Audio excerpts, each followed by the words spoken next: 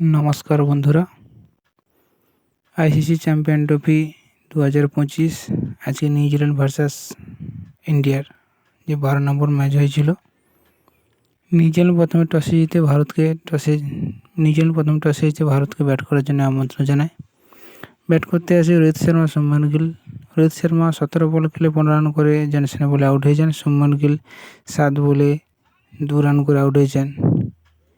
এরপরে বিরাট কোহলি যে রুদ্ধশ্বাস ক্যাচ ধরেছেন গ্যান ফিলিপস, ম্যাথ হেনরি বলে অবিশ্বাস্য ক্যাচ, না দেখলে বোঝা যাবে না, যারা দেখেছে তারা সবাই জানে। অবিশ্বাস্য ক্যাচ ধরেছেন গ্যান ফিলিপস এক হাতে।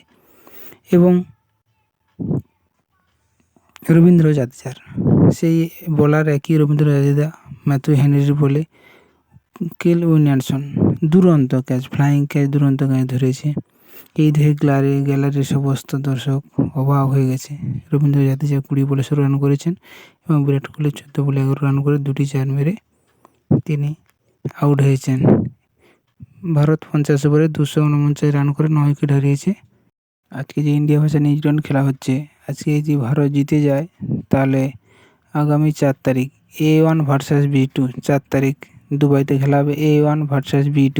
যদি ভারত জিতে যায় তাহলে তারিখ হবে A1 ভার্সাস B2। A1 বলতে নিউজিল্যান্ড আর B2 হচ্ছে সাউথ আফ্রিকা। যদি আজকে ভারত জিতে তাহলে ইন্ডিয়া ভার্সাস অস্ট্রেলিয়া, ভারত যদি হেরে যায় তাহলে ইন্ডিয়া ভার্সাস আফ্রিকা। আর ভারত যদি